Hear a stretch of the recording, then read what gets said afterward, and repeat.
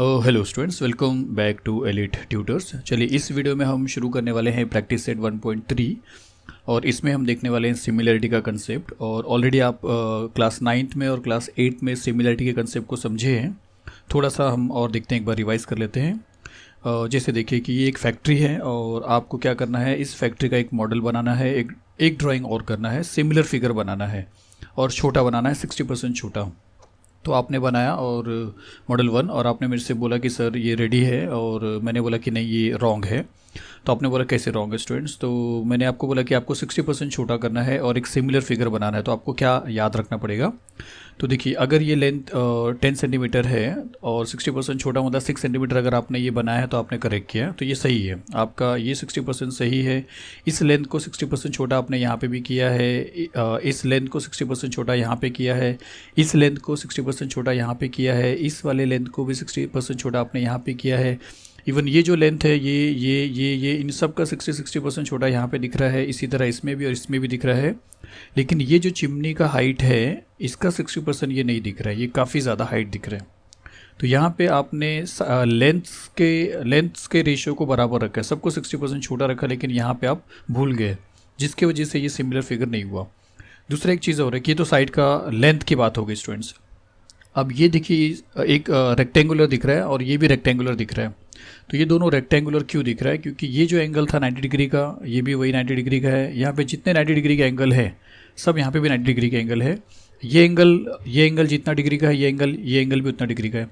मतलब एंगल आपने चेंज नहीं किया है। अगर एंगल चेंज करते तो क्या होता है स्टूडेंट्स? ये 90 है, 90 का अगर 60% आप छोटा करते थे, 9 6 54, अगर ये 54 एंगल बनाते थे तो ये पूरा शेप चेंज हो जाता था। जैसे ये 90 है, इसका 54 डिग्री अगर आप यहाँ पे बनाते तो ये इस तरह सीधा नहीं जाता, इस तरह बेंड हो जाता था। तो क्या दोनों सिमिलर फिगर लगता? तो नहीं। मतलब सिमिलर फिगर होने के लिए एंगल में बदलाव नहीं आना चाहिए। तो आपने क्या किया, चलिए हाइट को आपने किसी तरह रेक्टिफाई किया, एक मॉडल और बना दिया। तो यहाँ पे हाइट का रेशियो सही कर दिया आपने, 60% बराबर कर दिया। इनफैक्ट सारे लेंथ के जो रेशियोज थे ना, सब आपने 60% सब लेंथ को भी छोटा कर दिया। लेकिन यहाँ तक कि सारे एंगल्स को आपने सेम रखा। ये एक एंगल आपने देखिए चेंज कर दिया।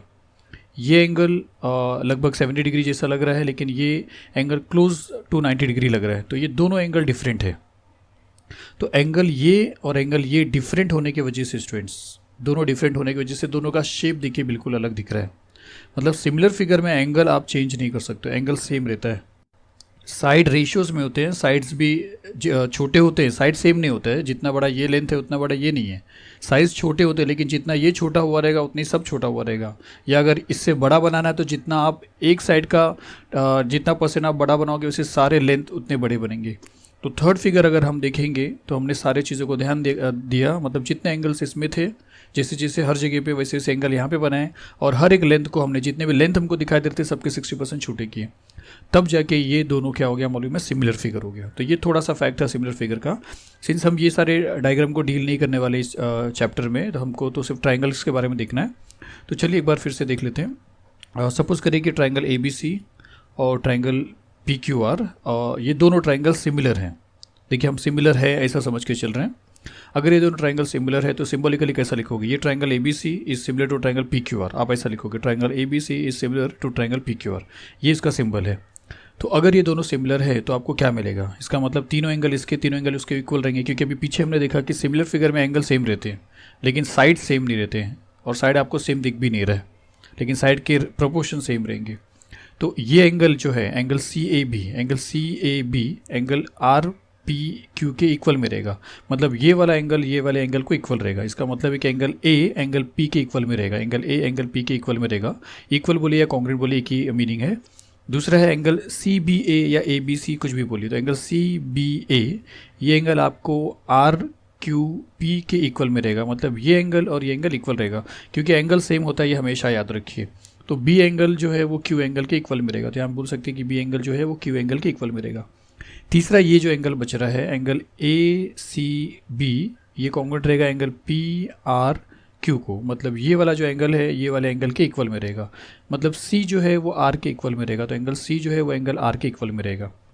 तो तीन एंगल इसके, तीन एंगल उसके क्यों इक्वल है? क्योंकि ट्राइंगल सिमिलर है, और सिमिलर ट्राइंगल में कुछ भी चेंज हो लेकिन एंगल बदलता नहीं है। लेकिन साइड के बारे में आप क्या बोलते हो? साइड आपको हमने पीछे वाले फैक्ट्री के डायग्राम में बताया था कि साइड छोटे बड़े होते हैं लेकिन प्रोपोर्शन सेम रहता है। फॉर एग्जांपल अगर मैं बोलूँ कि ये 2 सेंटीमीटर का है, ये 3 सेंटीमीटर का है और ये 4 सेंटीमीटर का है, और यहाँ पे मैंने 4 लिख दिया, तो पहले आप इसको कंपेयर करिए कि ये AC जो है इसका करस्पॉन्डिंग साइड यही है, इसके साथ में तो यही वाला साइड आ रहा है।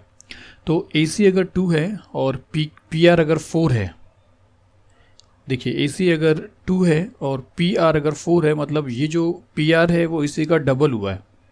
तो अगर ये डबल हुआ है मतलब 200% बढ़ा हुआ है। अगर ये डबल हुआ है तो इसका करस्पॉन्डिंग साइड AB का करस्पॉन्डिंग साइड PQ, यहाँ पे भी समझ में आएगा। देखिए AB का करस्पॉन्डिंग साइड PQ, तो AB का करस्पॉन्डिंग साइड जो PQ है ये भी डबल हो जाएगा, और ये 3 था तो ये बन जाएगा 6, और उसी तरह इसका डबल ये हो जाएगा, ये 4 है तो ये बन जाएगा 8।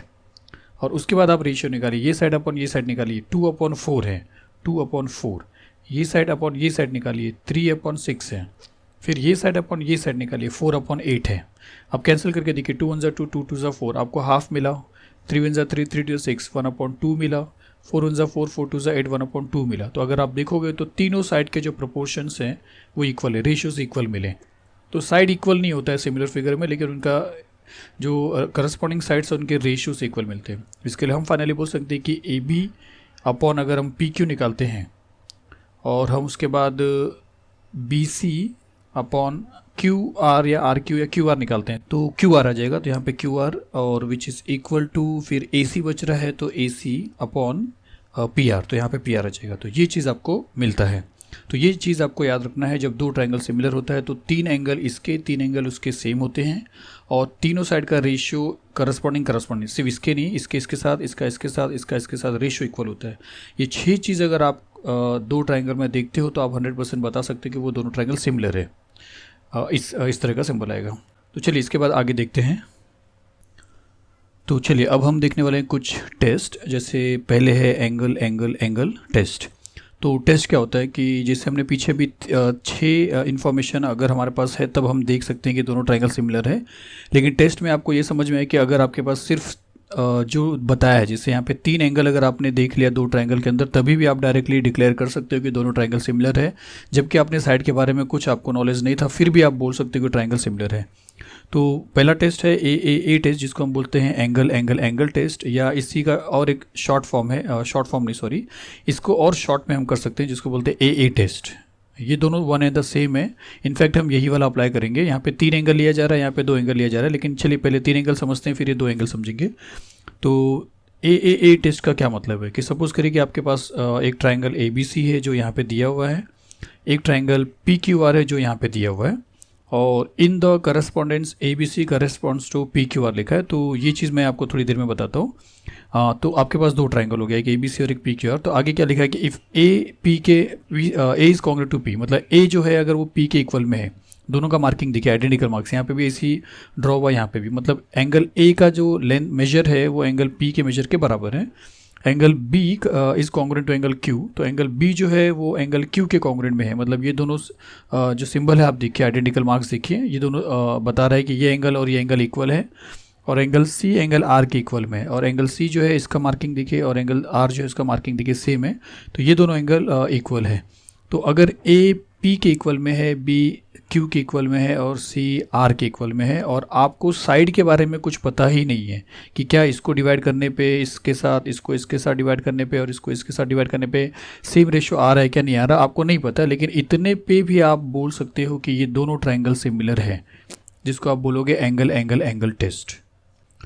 मतलब अगर आपको 2 ट्रायंगल मिलता है और 2 ट्रायंगल के अंदर आपको 3 एंगल दोनों के सेम मिलते हैं, तब वो 100% वो सिमिलर ट्रायंगल है, और ये सब रेशियो भी इक्वल आने ही वाले हैं।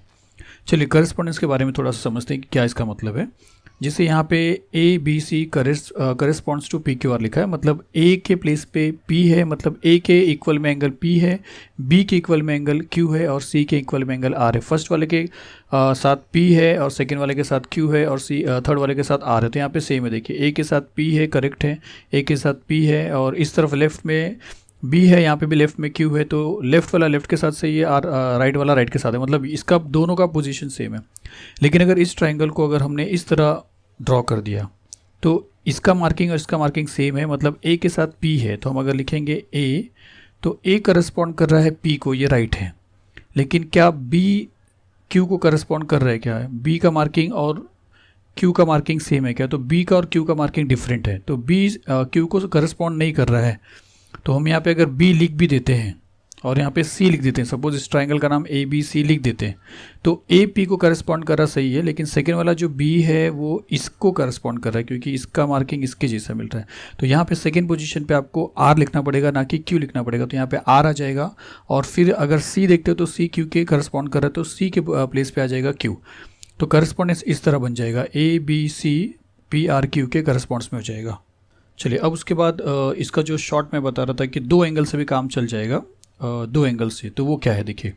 हम सबको पता है कि ट्राइंगल कोई भी टाइप का हो, लेकिन तीनों एंगल को अगर आप प्लस करोगे तो उसका एक ही मेजर आता है 180 डिग्री।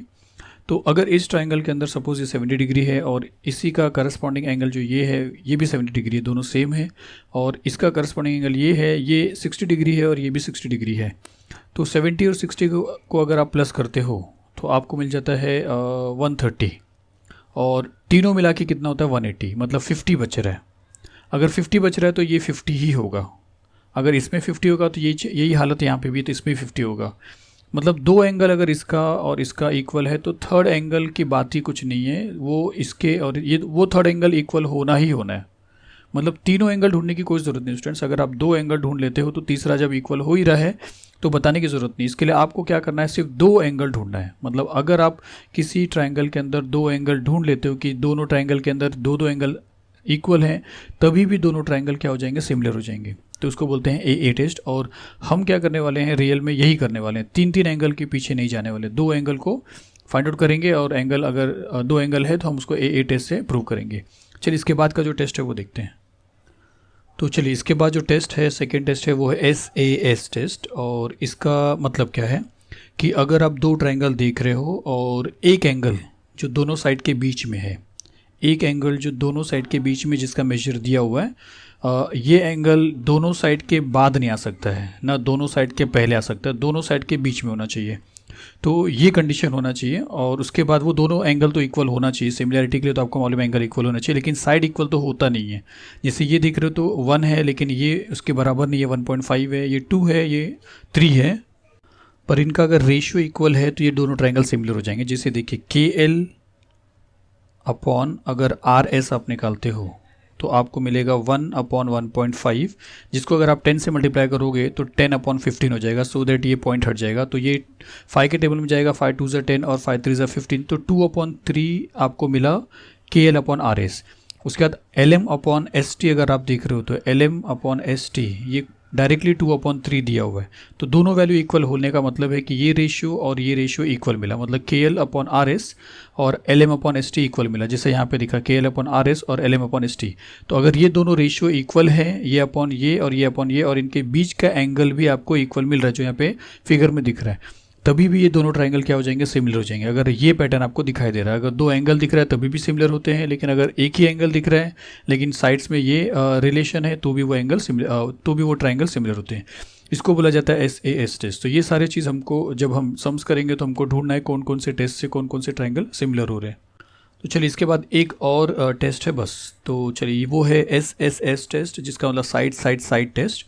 तो ये टेस्ट में आपको एंगल की कोई ज़रूरत नहीं है, अगर आपको सिर्फ साइड ही दिख रहा है और साइड के रेशियोस अगर इक्वल दिख रहे हैं तो वो दोनों ट्राइंगल सिमिलर होता है। यहाँ पे अगर आप देखोगे तो एक पोजीशन भी आप याद रखिए कि ये ट्राइंगल किस तरह दिख रहा है शेप, और इसका देखिए किस तरह दिख रहा है।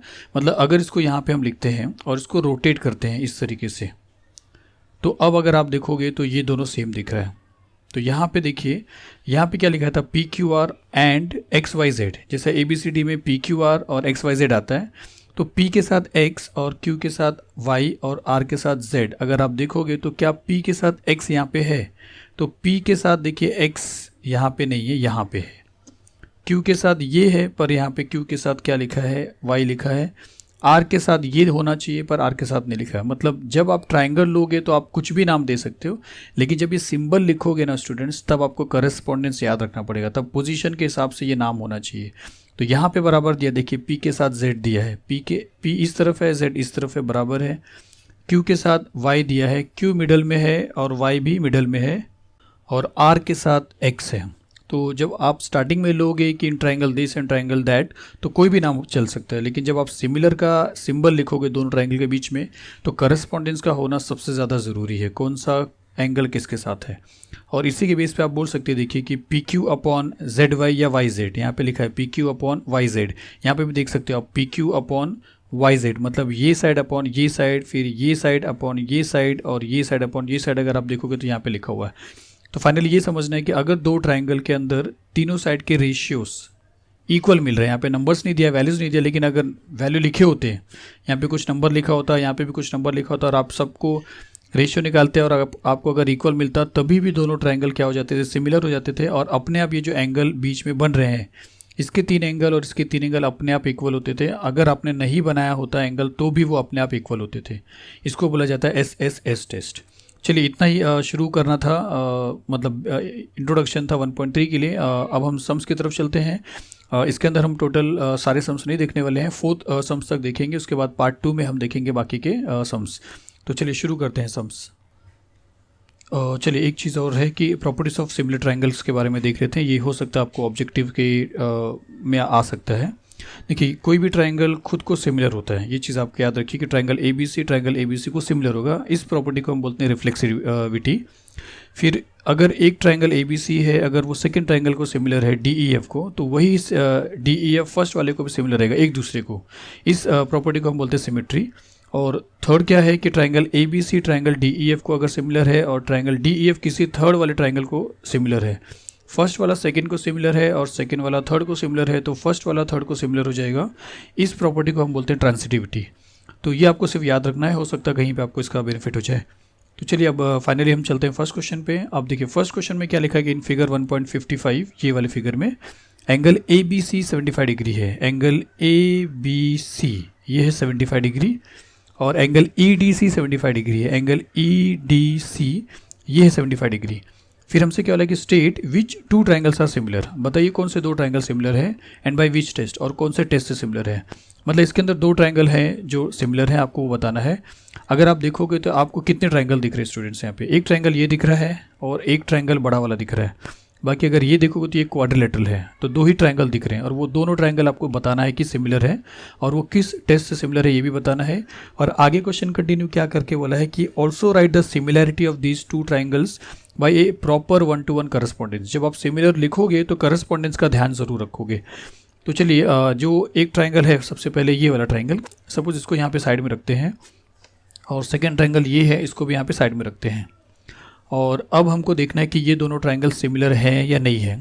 तो सिमिलर होने के लिए आपको मालूम है कि आपको जो टेस्ट हमने देखा था वो टेस्ट देखना पड़ेगा। तो हमारे पास जो टेस्ट थे वो AA टेस्ट था, SAS टेस्ट था और SSS टेस्ट था। तो SAS के लिए 2 साइड होना ज़रूरी है, उसके बीच में एंगल, तो एक एंगल दिया है, लेकिन दोनों साइड के बारे में बाजू बाजू वाले में कुछ नहीं दिया है। उसके बाद SSS टेस्ट के लिए तीनों साइड चाहिए, वो भी कुछ नहीं दिया है। तो ज़्यादातर पॉसिबिलिटीज़ यही है एंगल टेस्ट, जिसका मीनिंग है कि 2 एंगल आप ढूंढिए। तो एक एंगल तो आपको दिख रहा है, एंगल B जो है वो 75 डिग्री है, और एंगल D जो है वो 75 डिग्री है। एक एंगल अगर आप और ढूंढ लेते हो तो ये दोनों ट्राइंगल सिमिलर हो जाएगा।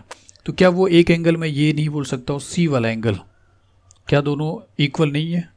तो वो दोनों कॉन्ग्रुएंट है। क्यों कॉन्ग्रुएंट है? क्योंकि वो सेम एंगल है। जैसे देखिए ये जो DCE है, DCE और जो ACB है, दोनों वही एंगल है, एक ही एंगल है। तो चाहे जो मेज़र का होगा वो दोनों के लिए सेम होगा। तो एक एंगल आपको मिल गया कि ये एंगल और ये एंगल सेम है।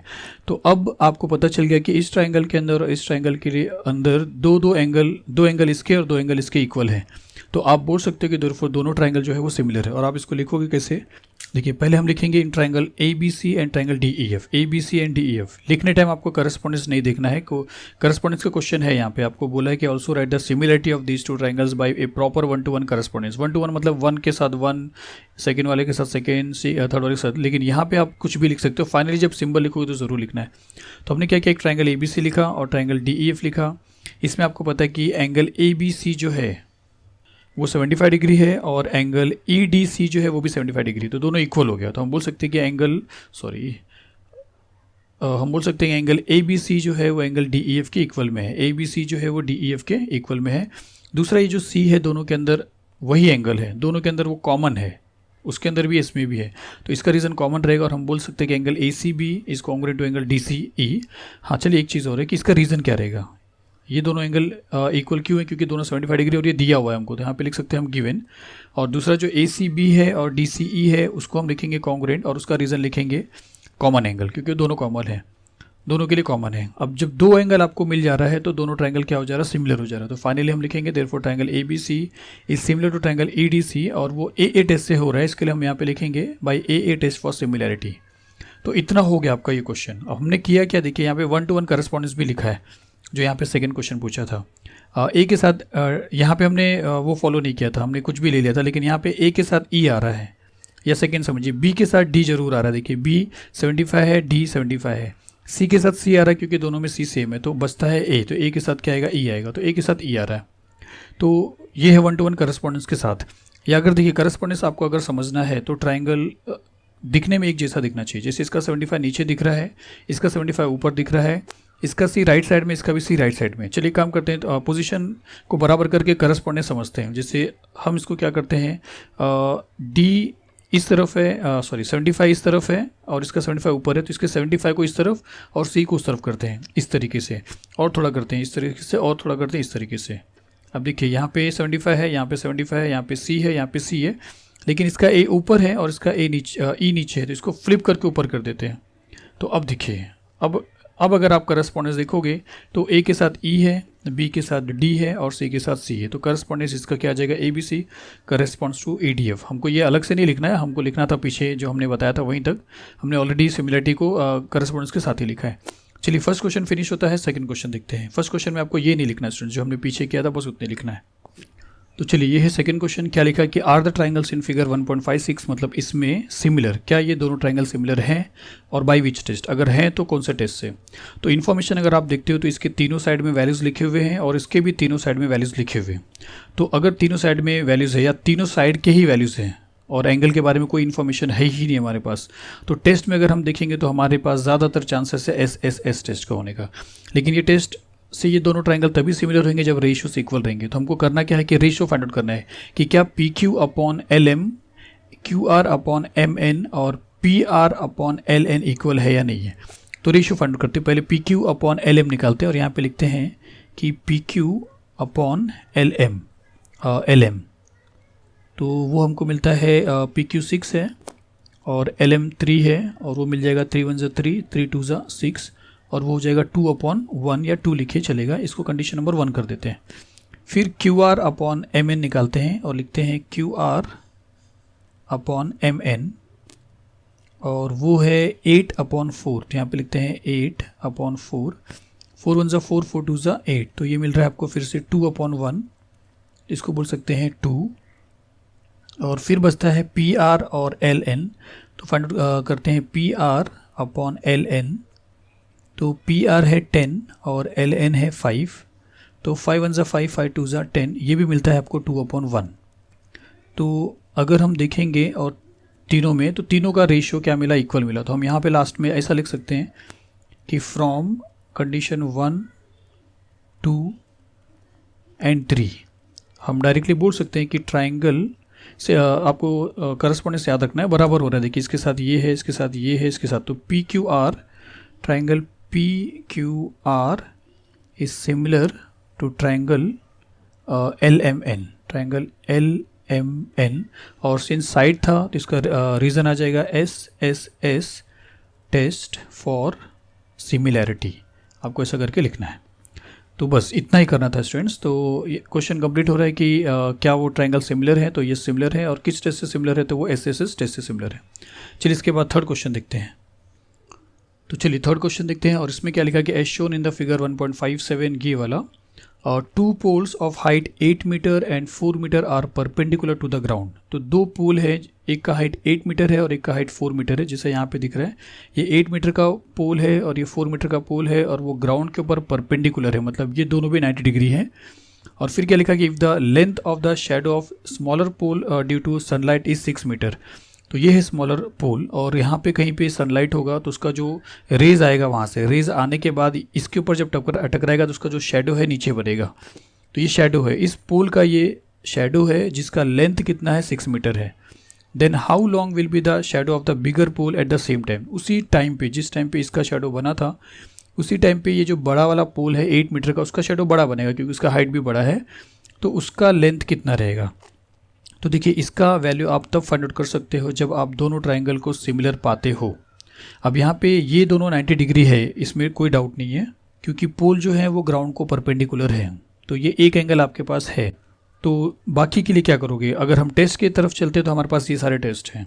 अब यहाँ पे ये साइड बीच में एंगल, ये साइड बीच में एंगल, ये सोच के अगर आप सोचते हो कि SAS टेस्ट आ सकता है, तो ये तब आएगा जब ये साइड के पूरे वैल्यूज़, जैसे इसके वैल्यूज़ और ये एंगल है करेक्ट है, इसके वैल्यूज़ और इसके वैल्यू नहीं है। अगर इसके वैल्यू होते तो दोनों ट्रायंगल सिमिलर होते, ये तो वैल्यू पूछा है हमसे, तो इसको हम ये टेस्ट से नहीं कर सकते हैं, ये टेस्ट से भी नहीं हो सकता क्योंकि तीसरा साइड तो हमारे पास है ही नहीं। लेकिन ये एंगल टेस्ट में 2 एंगल हमको चाहिए, तो एक एंगल हमको दिखाई दे रहा है कि ये 2 ट्रायंगल ऐसा है जिसके अंदर इसका भी एक एंगल 90 डिग्री है और इसका भी एक एंगल 90 डिग्री, एक एंगल दोनों में सेम है। अगर एक एंगल और मिल जाता है तो दोनों ट्रायंगल सिमिलर हो जाते हैं, और जब सिमिलर हो जाएंगे तब ये एक्स का वैल्यू कैसे मिलेगा मैं आपको बताऊंगा। तो चलिए सिमिलर कैसे होंगे, तो पहले अज्यूम करते हैं हम, और यहाँ पे लिखते हैं कि let PR and AC represents poles of length 4 metre and 8 metre respectively. तो PR जो है ये एक पोल है जिसका लेंथ 4 मीटर है, और AC जो है वो दूसरा पोल है जिसका लेंथ 8 मीटर है, ये रिप्रेजेंट कर रहे हैं। और अब यहाँ पे आपको समझ देखना है, या तो ऐसा करिए शेडो भी हम वो करते हैं, अज्यूम करते हैं, और लिखते हैं कि let QR and BC represent the lengths cast by them of the poles at the same time. तो पोल से जो लेंथ कास्ट हुआ है वो QR है छोटे वाले का, और बड़े वाले पोल से जो कास्ट हुआ है शेडो वो है BC। तो यहाँ पे हमने कर दिया। अब यहाँ पे हमको बताना पड़ेगा कि ये जो शेडो बना है ये सेम टाइम पे बना है, और सन जो है बहुत दूर पे इन्फिनिटी पे है।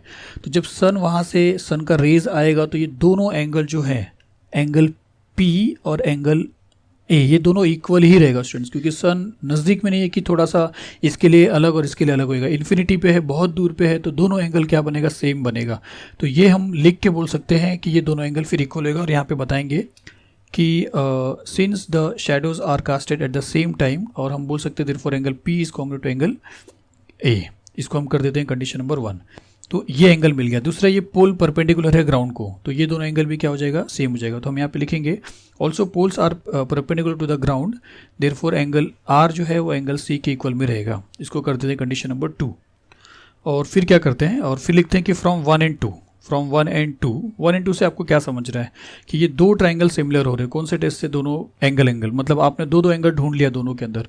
तो हम यहाँ पे लिखेंगे फ्रॉम 1 and 2, इसका देखिए करस्पॉन्डेंस ऐसा लेना पड़ेगा PRQ, और इसका लेना पड़ेगा ACB। तो हम बोल सकते हैं कि ट्राइंगल PRQ ये सिमिलर है ट्राइंगल ACB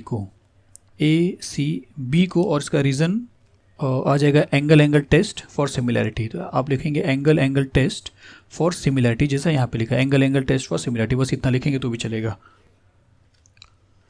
तो देखिए अब अगर 2 ट्राइंगल सिमिलर होते हैं तो हाँ, आपको फिर पता है कि तीनों एंगल इसके इक्वल होते हैं, पर एंगल्स हमको चाहिए मतलब नहीं है, हमको एक्स फाइंड आउट करना है। तो हम ये बोल सकते हैं कि देयरफॉर PR अपॉन AC ये इक्वल रहेगा QR अपॉन BC को, और थर्ड भी इक्वल रहेगा रेशियो पर, थर्ड की ज़रूरत नहीं। तो हम 2 लिखेंगे, और लिखेंगे देयरफॉर लिखते हैं कि PR अपॉन AC ये इक्वल हो जाएगा RQ या QR बोलिए, QR अपॉन BC, और फिर इसके वैल्यूज़ लिख के हम फाइंड आउट कर सकते हैं एक्स का वैल्यू। तो देखिए PR के प्लेस पे आ जाएगा 4 अपॉन AC के प्लेस पे आ जाएगा 8, which is equal to QR के प्लेस पे आ जाएगा 6 अपॉन BC के प्लेस पे आ जाएगा x, और फिर क्रॉस करेंगे तो x को 4 से मल्टीप्लाई करेंगे, विच इज़ इक्वल टू 6 को 8 से मल्टीप्लाई करेंगे, फिर 4 को यहाँ पे भेजेंगे, तो देयरफॉर x का वैल्यू हो जाएगा 6 × 8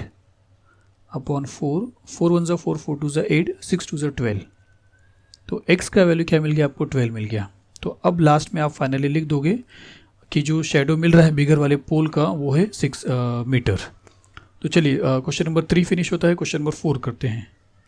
तो चलिए 4th क्वेश्चन देखते हैं, और इसमें क्या लिखा है कि in triangle ABC AP is perpendicular to BC। तो ABC जो ये ट्राइंगल है उसमें AP जो है वो BC के ऊपर परपेंडिकुलर है, ये हमको दिखाई दे रहा है, और दूसरा BQ is perpendicular to AC, और ये जो BQ है वो AC के ऊपर परपेंडिकुलर है। अब हमसे बोला बी पी सी, ये तीनों पॉइंट कोलिनियर है, बी पी सी, और ए क्यू सी भी कोलिनियर है, एक ही लाइन पे तीनों पॉइंट आ रहे हैं। फिर हमसे बोला कि then prove that triangle C P A, मतलब ये वाला ट्राइंगल सी पी ए, अगर इसको यहाँ पे दिखते तो वो इस तरह दिख रहा है, ये triangle C P A similar है ट्राइंगल सी क्यू बी को, सी क्यू बी, ये देखिए सी क्यू बी, मतलब इस तरह अगर लेंगे तो ये हो जा रहा है सी क्यू बी। दोनों दिखने में देखिए डिफरेंट दिख रहे हैं, दोनों प्रूव करिए कि सिमिलर है। उसके बाद क्या लिखा कि अगर ए पी का वैल्यू 7 दिया है, अगर ए पी 7 है, बी क्यू 8 है, बी क्यू 8 है, बी सी 12 है, बी सी 12 है, और फिर आप ए सी फाइंड आउट करिए, तो ए सी आपको फाइंड आउट करना है। तो अब अगर देखिए सिमिलर के बगैर तो ये पहले तो सिमिलर करने को बोला है, तो सिमिलर के बगैर आपको ये मिलेगा भी नहीं, जैसे इसके पहले वाले क्वेश्चन में देखा था। तो हम क्या करते हैं, अगर इसका करस्पॉन्डेंस समझें तो इसको हमको टर्न करना पड़ेगा। जैसे यहाँ पे 90 डिग्री लेफ्ट में है, देखिए चलिए डायरेक्टली अगर आपको बात करें या पोजीशन को लेके बात करते हैं, तो इसका 90 लेफ़्ट साइड में है और इसका 90 टॉप पे है। तो अगर इसको हमने टर्न किया इस तरीके से तो देखिए 90 लेफ़्ट साइड में आ गया। और सी जो आप देख रहे हो यहाँ पे भी सी है, यहाँ पे अगर आप देखते हो तो ये एंगल में, सॉरी ट्राइंगल में यही एंगल सी, और ये ट्राइंगल में भी वही एंगल सी, दोनों के अंदर वही सी है। तो ये सी इस तरफ है, इसका भी सी राइट साइड में, इसका 90 लेफ्ट साइड में, इसका भी 90 लेफ्ट साइड में, तो इसका ए अप साइड में है, इसका बी जो है डाउन साइड में। तो इसको अगर हम फ्लिप कर देते हैं ऊपर की तरफ और फिर इसको नीचे कर लेते हैं तो इस तरीके से दोनों दिख रहे हैं। मतलब करस्पॉन्डेंस अगर आप समझोगे तो ए के साथ बी एंगल है, एंगल ए के साथ बी है, पी के साथ क्यू है, तो ये तो समझ में आ रहा है क्योंकि पी भी 90 है और क्यू भी 90 है, और सी के साथ सी है, वो भी समझ में आ रहा है क्योंकि इस दोनों के अंदर सी ही है। तो करस्पॉन्डेंस ये आपको याद रखना पड़ेगा कि ए पी सी और बी क्यू सी। यहाँ पे अगर आप देखोगे तो देखिए सी के साथ यहाँ पे करस्पॉन्डेंस, यहाँ पे ट्राइंगल के बीच में सिमिलर का साइन है, तो इसका मतलब करस्पॉन्डेंस के साथ में दिया है। तो सी के साथ सी है तो बराबर है सी के साथ सी है, पी के साथ क्यू है तो पी के साथ क्यू है, ये भी राइट है, और ए के साथ सी है तो ए के साथ, एक मिनट, ए लास्ट में है, ए के साथ बी है तो ए के साथ बी है। तो यहाँ पे करस्पॉन्डेंस दिया ही रहता है, जब भी ये सिंबल रहता है तब भी दिया रहता है। अगर यहाँ पे दिया तो आपको कोई टेंशन नहीं, लेकिन नहीं तो आपको करस्पॉन्डेंस ऐसा समझना था। तो चलिए हमको अगर ये दोनों ट्राइंगल सिमिलर करना है तो हमको यहाँ पे फाइंड आउट करना पड़ेगा कि कौन से टेस्ट से ये लोग सिमिलर होंगे। तो सिंस एक एक एंगल तो दोनों का 90 डिग्री दिखाई दे रहा है, दूसरा आपको दिखेगा कि ये जो एंगल है ये दोनों के अंदर सेम है, तो ये एक एंगल आपको और मिल जा रहा है। मतलब एंगल टेस्ट से अगर आप चाहो तो ये दोनों ट्रायंगल सिमिलर है, आप ये बता सकते हो, और यही चीज़ हमको यहाँ पे बताना है। तो चलिए हम शुरू करते हैं, इसको प्रूव करते हैं। तो पहले एक मिनट, तो चलिए हम पहले लिखते हैं कि इन ट्रायंगल ए पी सी, मतलब ये वाले ट्रायंगल में, तो लिखते हैं यहाँ पे कि in triangle A P C, triangle का नाम लेने टाइम आपको कुछ टेंशन नहीं है, तो A P C and triangle दूसरा वाला तो वो है B Q C, and triangle B Q C. अब क्या क्या इक्वल है वो बताएंगे। तो यहाँ पे तो देखिए यहाँ पे एंगल ए पी सी, इस ट्रायंगल के अंदर हम बोल सकते हैं कि angle A P C is congruent, ये ट्रायंगल के अंदर इस दो बार ट्रायंगल आ गया, सॉरी। तो इस ट्रायंगल के अंदर बी क्यू सी के इक्वल में, क्योंकि ये 90 है तो ये भी 90 है, तो यहाँ पे लिख सकते हैं angle A P C is congruent to angle B Q C, और क्यू कॉन्ग्रुएंट है क्योंकि दोनों भी 90 है, तो यहाँ पे लिख सकते हैं या तो गिवन या तो आप लिख सकते हो कि ईच 90 डिग्री। तो ये एक चीज़ आपको मिल गया, इसको आप कंडीशन नंबर 1 कर सकते हो।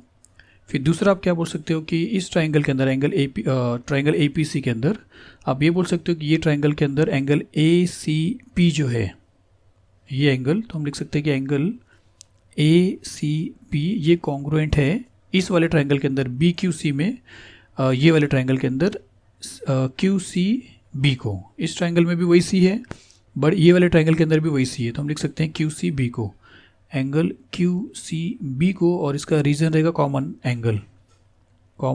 एंगल, और इसको कर देते हैं कंडीशन नंबर 2।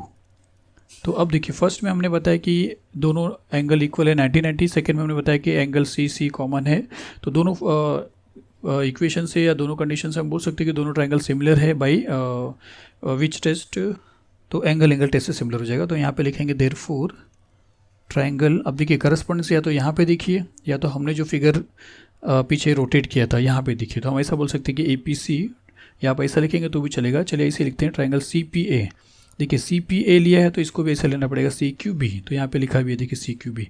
तो triangle C P A is similar to triangle C Q B, और इसका रीज़न रहेगा बाई ए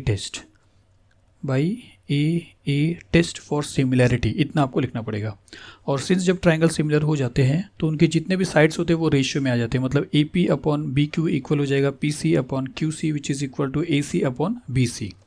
या तो आप यहाँ पे लिख सकते हैं कि सी पी या पी सी लिखिए, यहाँ पे देखिए, यहाँ पे या तो यहाँ पे चलिए नहीं तो अगर यहाँ पे देखेंगे तो देखिए ए पी और बी क्यू ये चीज़ दिया है, बी सी दिया है और AC पूछा है, BC दिया है और AC पूछा है, इस साइड के बारे में कुछ नहीं दिया है, तो ये साइड को लेते भी नहीं, तीन रेशियो मिलता है, तीनों को नहीं लेते, तो हम लिखते हैं AP upon B Q, therefore AP upon B Q इसका रेशियो इक्वल हो जाएगा AC upon B C, AP upon B Q AC upon B C. ये अपॉन ये किया तो ये अपॉन ये नहीं आएगा, फर्स्ट अपॉन सेकेंड है तो फर्स्ट सेकेंड अपॉन थर्ड ऐसा रहेगा, मतलब इस ये ट्रायंगल का और ये ट्रायंगल, मतलब ये ट्रायंगल बाद में रहेगा, ये ट्रायंगल पहले रहेगा स्टूडेंट्स। अब देखिए अगर AP के प्लेस पे आप देखोगे तो 7 है तो यहाँ पे लिख सकते हैं हम 7 अपॉन बी क्यू, यहाँ पे 8 है तो यहाँ पे लिख सकते हैं 8 which is equal to AC हमसे पूछा है तो AC को सेम रखेंगे, और BC 12 दिया तो यहाँ पे 12 आ जाएगा, फिर क्रॉस करेंगे तो AC को 8 से मल्टीप्लाई करना है which is equal to 7 multiply by 12, तो देयरफॉर AC जो है वो आपको मिल जाएगा 7 इंटू 12 अपॉन 8, 4 के टेबल में जाएगा 4 2 ज़ा 8, 4 3 ज़ा 12, 7 3 ज़ा 21, तो AC मिल जाएगा therefore AC which is equal to 21 divide by 2, तो 2 10 ज़ा 20, 1 है 0.60 मिल जाएगा, तो 2 5 ज़ा 10 हो जाएगा, तो 10.5 हो जाएगा, तो देयरफॉर AC जो है वो आपको मिल जाएगा 10.5। तो इस तरीके से आपको AC का वैल्यू मिल जाता है।